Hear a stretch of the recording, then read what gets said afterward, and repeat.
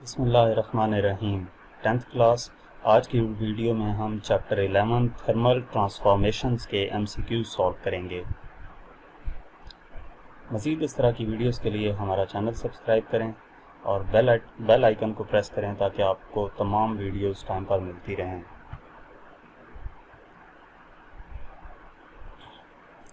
सबसे first MCQs है, during a hot summer day a metal bridge might expends slightly. This expansion is caused by the bridge rusting and weakening, the metal atoms in the bridge vibrating more intensely, the weight of the cars driving over the bridge, a decrease in air pressure around the bridge. इस MCQs में ये कहा गया है कि गर्मियों के दिनों में जो मेटल ब्रिज होता है वो थोड़ा सा एक्सपेंड कर जाता है, तो उसकी जो एक्सपेंशन है उसकी वजह क्या होती है।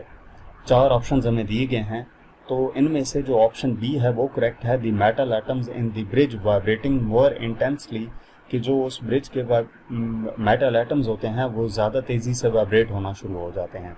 अब इसको थोड़ा सा मैं एक्सप्लेन अगर करूँ तो थर्मल एक्सपेंशन, आपको पता है कि जो गर्मी आती है तो गर्मी की वजह से चीज़ें एक्सपेंड करती हैं, मेटल्स एक्सपेंड करते हैं और सर्दियों में कॉन्ट्रैक्ट कर जाते हैं।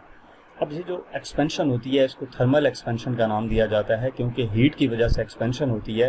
तो ये थर्मल एक्सपेंशन उस मटेरियल को, मेटल ब्रिज जो है वो मेटल का बना हुआ है, तो उस मेटल को हीट अप कर देती है, जिसकी वजह से उसके एटम्स और मॉलिक्यूल्स की जो वाइब्रेशंस होती हैं वो ज़्यादा हो जाती हैं।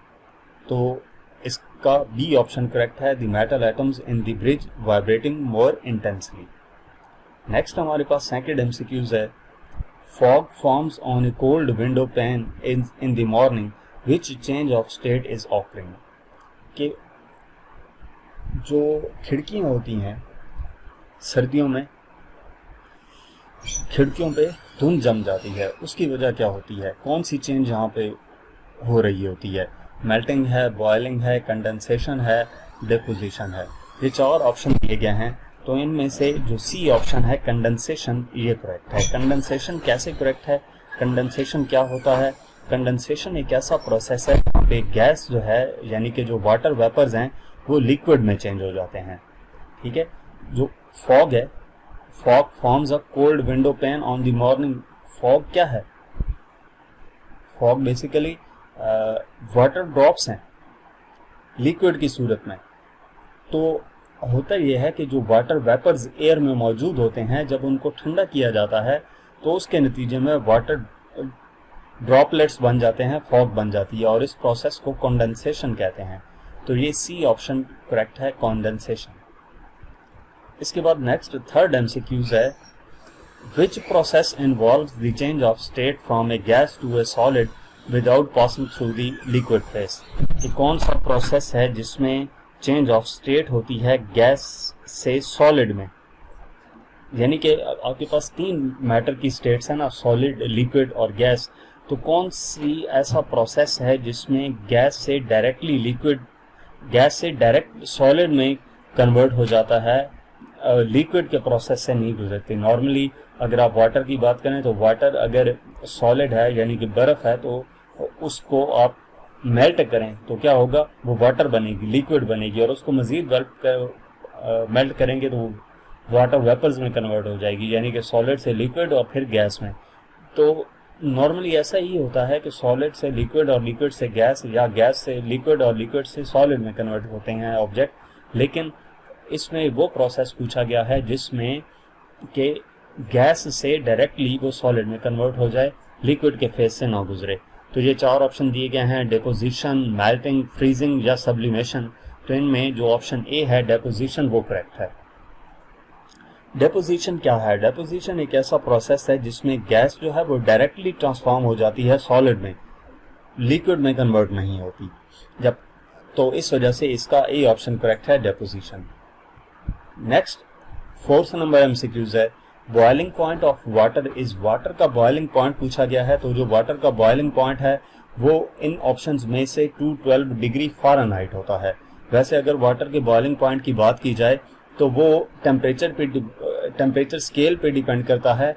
सेल्सियस स्केल में 100 डिग्री सेंटीग्रेड पे वाटर बॉयल हो जाता है, फ़ारेनहाइट 212 डिग्री फ़ारेनहाइट हो तो वाटर बॉयल होता है, 373 केल्विन हो तो वाटर बॉयल हो जाता है। तो इनमें से फ़ारेनहाइट वाला ऑप्शन 212 डिग्री फ़ारेनहाइट गिवन है, तो ये बी ऑप्शन करेक्ट है। नेक्स्ट एमसीक्यूज नंबर 5 है, जॉल पर किलोग्राम पर kelvin is the unit of. जॉल पर केजी पर केल्विन किस चीज का यूनिट है? Specific heat capacity, latent heat of fusion या हीट एनर्जी का। तो अगर जॉल पर केजी पर केल्विन की बात की जाए तो ये स्पेसिफिक हीट कैपेसिटी का यूनिट है। आप स्पेसिफिक हीट कैपेसिटी का फार्मूला लिख के C equal to Q over m delta T लिख के वहां से भी इसका यूनिट फाइंड कर सकते हैं, जो कि जॉल पर केजी पर केल्विन ही आएगा। 6 नंबर एमसीक्यूज है, evaporation takes place from surface, bottom, centre और एनी लोकेशन। इवेपोरेशन की बात की गई है। इवेपोरेशन का जो प्रोसेस होता है वो सिर्फ सरफेस से हो रहा होता है, तो इसमें ए ऑप्शन करेक्ट है, सरफेस। इवेपोरेशन क्या होता है? इवेपोरेशन बेसिकली ये है कि वाटर या किसी भी लिक्विड की सरफेस से जो लिक्विड है वो वेपर्स में कन्वर्ट होना शुरू हो जाए, तो उसको हम इवेपोरेशन कहते हैं। तो यहाँ पे ये क्या आएगा? सरफेस आएगा, ए ऑप्शन करेक्ट है। नेक्स्ट एमसीक्यूज नंबर 7 है, relation between linear and volume expansion of solid is. Linear expansion और वॉल्यूम एक्सपेंशन जो है सॉलिड की, उसके दरमियान रिलेशन क्या है? 4 ऑप्शन दिए गए हैं। तो हमारे पास जो जनरल रिलेशन है लीनियर एक्सपेंशन और वॉल्यूम एक्सपेंशन का, वो बीटा इक्वल टू 3 अल्फा होता है। तो इस तरीके से alpha equal to beta by 3 option correct होगा। ठीक है, जनरल हमारे पास इक्वेशन क्या होती है इसकी? Beta equal to 3 alpha. तो जब ये 3 इधर जाकर डिवाइड होगा तो alpha equal to beta by 3 आएगा, यानी कि सी ऑप्शन इसमें करेक्ट है। इसके बाद नेक्स्ट हमारे पास एमसीक्यूज है, MCQs number 8, heat added to a substance as its melting point is used to. Heat जो कि किसी भी सब्सटेंस को ऐड की जाती है उसके मेल्टिंग पॉइंट पे, वो किस पर्पस के लिए यूज होती है? यानी कि एक कोई भी सब्सटेंस है, कोई भी मटेरियल है जो कि मेल्टिंग पॉइंट तक पहुंच चुका है, उसको इतना टेम्परेचर दिया गया है कि वो मेल्टिंग पॉइंट तक पहुंच गया है, तब उसको जो मजीद हीट ऐड की जा रही है वो किस पर्पस के लिए यूज होगी? Increase kinetic energy of particle, decrease kinetic energy of particles, increase attraction between particles, decrease attraction between particles. तो इनमें से जो डी ऑप्शन है वो करेक्ट है, डिक्रीज अट्रैक्शन बिटवीन पार्टिकल्स। यानी कि उस सब्सटेंस के जो पार्टिकल्स हैं उनके दरमियान जो अट्रैक्शन है उसको डिक्रीज करने के लिए वो हीट यूज की जाएगी। जब इसको मैं अगर थोड़ा सा एक्सप्लेन आपको कर दूं तो जैसे कि वाटर है, वाटर का मेल्टिंग पॉइंट क्या है? मेल्टिंग पॉइंट आइस की हम बात करते हैं। ठीक है, आइस है ना हमारे पास, तो आइस को जब हम मेल्ट करेंगे तो वो किस चीज़ में कन्वर्ट होगी? वाटर में कन्वर्ट होगी। अब उस केस में जब वो वाटर में कन्वर्ट हो चुकी है, मेल्टिंग पॉइंट पे पहुंच चुका है, मेल्टिंग पॉइंट क्या है वाटर का? When heat is added to a substance, its melting point, the temperature does not increase. उस केस में उसका टेम्परेचर इंक्रीज नहीं हो रहा होता। ठीक है, instead the energy is used to overcome intermolecular forces allowing the solid to turn into a solid. तो उस केस में सिर्फ जो हीट प्रोवाइड की जा रही होती है वो मजीद उसका टेम्परेचर इंक्रीज नहीं कर रही होती, बल्कि वो क्या कर रही होती है? ओवरकम इंटरमॉलिक्यूलर फोर्सेस, जो मॉलिक्यूल के दरमियान फोर्स होती है उसको ओवरकम कर रही होती है, यानी कि डी ऑप्शन करेक्ट है, डिक्रीज अट्रैक्शन बिटवीन पार्टिकल्स। इसके बाद नेक्स्ट हमारे पास एमसीक्यूज नंबर 9 है, 336 जॉल पर gram is latent heat of fusion of a material, how much heat is required to melt 10 gram of material at its melting point. कि latent heat of fusion एक material की दी गई है, latent heat of fusion की value पूछा यह गया है कि कितनी हीट रिक्वायर्ड होगी 10 ग्राम ऑफ मटेरियल को मेल्टिंग पॉइंट तक मेल्ट करने के लिए। तो ये बेसिकली न्यूमेरिकल टाइप है, इसमें latent heat of fusion LF की वैल्यू दी गई है, हीट कैलकुलेट करनी है, मैथ दिया गया है, फार्मूला अप्लाई करेंगे Q इक्वल टू mLF। तो इसमें वैल्यूज पुट करेंगे, आपके पास आंसर आ जाएगा 3360 जॉल। बी ऑप्शन इसमें करेक्ट है। नेक्स्ट एमसीक्यूज नंबर 10 है, which of the following factors increases the rate of evaporation. कौन सा फैक्टर जो है वो रेट ऑफ इवेपोरेशन को इंक्रीज करता है? Decrease in temperature, increase in humidity, increase in wind speed, decrease in surface area. तो इवेपोरेशन का प्रोसेस होता क्या है? इवेपोरेशन का प्रोसेस है कि सरफेस से कितना वाटर जो है वो वेपर बन के उड़ जाते हैं। तो ये बेसिकली अगर विंड की स्पीड इंक्रीज होगी तो उससे रेट ऑफ इवेपोरेशन भी इंक्रीज कर जाएगा। Rate of evaporation increases with high wind speed, ठीक है। अब ये जो रेट ऑफ इवेपोरेशन है वो किन फैक्टर्स पे डिपेंड कर रहा होता है? ये चार यहाँ पे दिए गए हैं। इनमें से जो हायर विंड स्पीड है यानी कि इंक्रीज इन विंड स्पीड, वो ऑप्शन इन में दिया गया है, तो ये सी ऑप्शन करेक्ट होगा। नेक्स्ट आपके पास एमसीक्यूज नंबर 11 है, what is value of alpha for solid if it's beta is 9 × 10⁻⁻7 पर केल्विन। ये अल्फा की वैल्यू पूछी गई है, बीटा की वैल्यू दी गई है, तो हम सिंपली फार्मूला अप्लाई करके उसमें वैल्यूज पुट करेंगे। फार्मूला हमारे पास क्या था? रिलेशन जो है कोएफिशिएंट ऑफ लीनियर एक्सपेंशन और कोएफिशिएंट ऑफ वॉल्यूम एक्सपेंशन का, वो बीटा इक्वल टू 3 अल्फा है।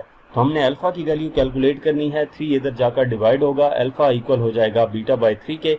इसमें वैल्यूज पुट करेंगे तो अल्फा की वैल्यू आ जाती है 3 × 10⁻⁻7 पर केल्विन के, यानी कि ए ऑप्शन करेक्ट है।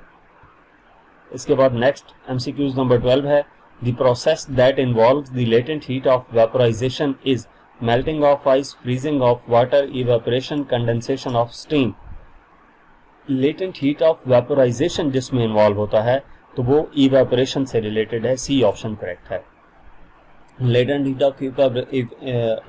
हीट ऑफ वेपोराइजेशन बेसिकली क्या है? हीट एनर्जी है जो कि रिक्वायर्ड होती है किसी भी सब्सटेंस को लिक्विड से गैस में, लिक्विड से वेपर्स में कन्वर्ट करने के लिए विदाउट अ टेम्परेचर चेंज, यानी कि टेम्परेचर चेंज किए बगैर किसी भी सब्सटेंस को गैस से लिक्विड में कन्वर्ट करने के लिए जो हीट रिक्वायर्ड होगी उसको हम क्या नाम देंगे?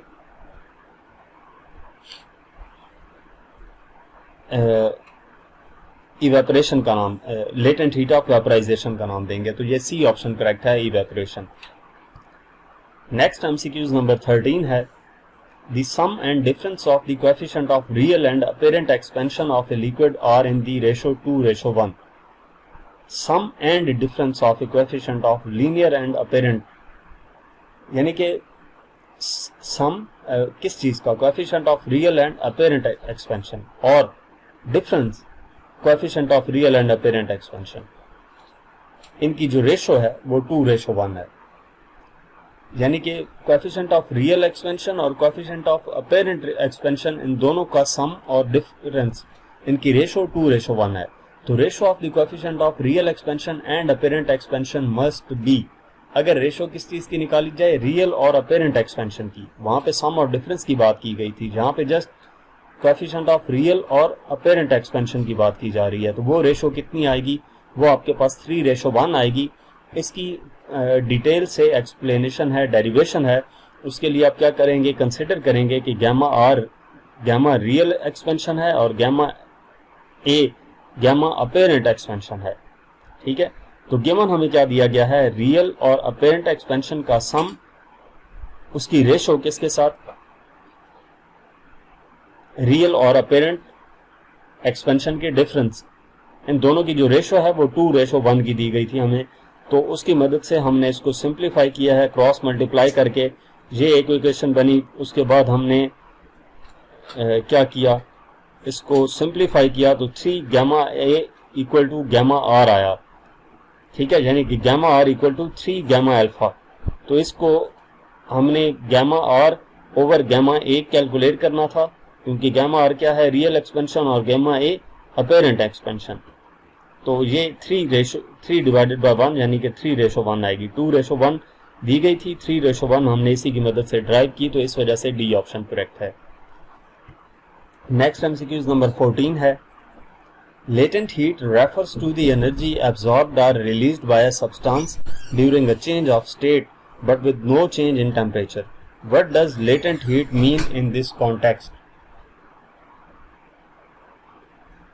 Latent heat refers to the energy absorbed or released by a substance during a change of state. जो latent heat है वो किस चीज को रेफर कर रही होती है कितनी एनर्जी एब्जॉर्ब या रिलीज हो रही है किसी भी सब्सटेंस में जब उसकी स्टेट चेंज हो रही हो, but with no change in temperature, यानी कि स्टेट चेंज हो रही हो सॉलिड से लिक्विड, लिक्विड से गैस, लेकिन टेम्परेचर चेंज ना हो रहे हो, तो इस केस में जो लेटेंट है उसका मतलब क्या है। सिंपली इस एमसीक्यूज में यह पूछा गया है कि what does latent means in this context, constant, visible, hidden या ट्रांसपेरेंट। तो इसमें सी ऑप्शन करेक्ट है, हिडन। इसका मतलब क्या है, ये हिडन क्या है। जो लेटेंट है वो बेसिकली हिडन को रिप्रेजेंट करता है। जो टर्म है लेटेंट, ये लैटिन वर्ड लैटिन से निकली है जिसका मतलब होता है हिडन, ठीक है। बेसिकली लेटेंट हीट को हिडन इस वजह से कहते हैं कि ये वो एनर्जी होती है जो एब्जॉर्ब होती है या रिलीज होती है किसी भी चेंज ऑफ स्टेट के दौरान, जब टेम्परेचर जो है वो कांस्टेंट रहे।